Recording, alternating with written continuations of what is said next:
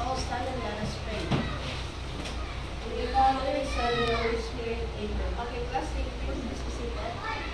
Good morning, class. Good morning, teacher. Okay, class, I have a question to you. Do you watch television or listen to the radio broadcast? Yes, teacher. Okay.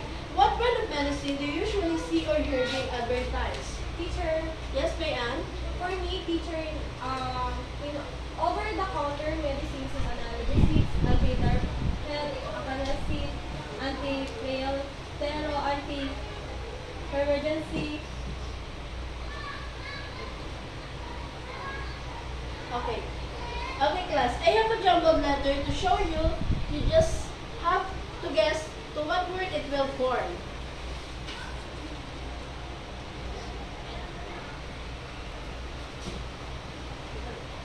Teacher, Okay?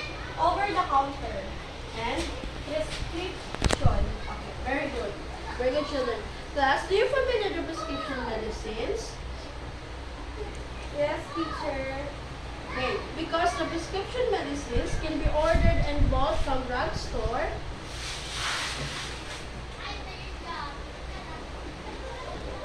and pharmacies upon prescription of presentation from a medical professional. Prescription medicine is more potent than over-the-counter medicine and is dangerous when measured or abused, or general information found in a prescription are. This is an example of prescription.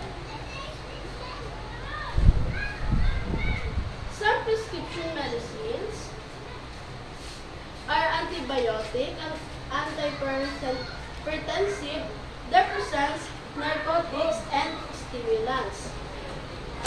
Okay, class.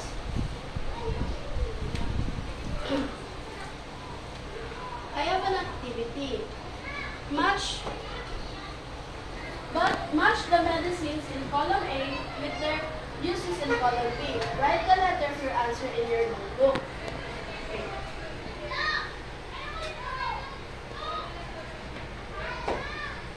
All the students will group you into two groups. And first group, I will assign you in the over-the-counter medicines.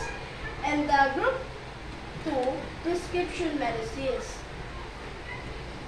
Ayan. Complete the classification of medicines by writing the name of medicines in the proper column. And next.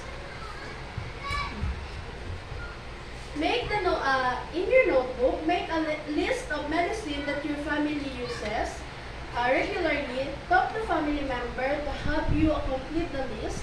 Classify each medicine as over-the-counter or prescription. And last, assignment. In your assignment, make an infomercial video shoot about OTC drugs and prescription drugs. The video should be between 3 to 5 minutes only.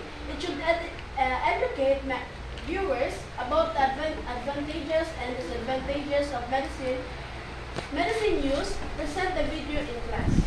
Thank you.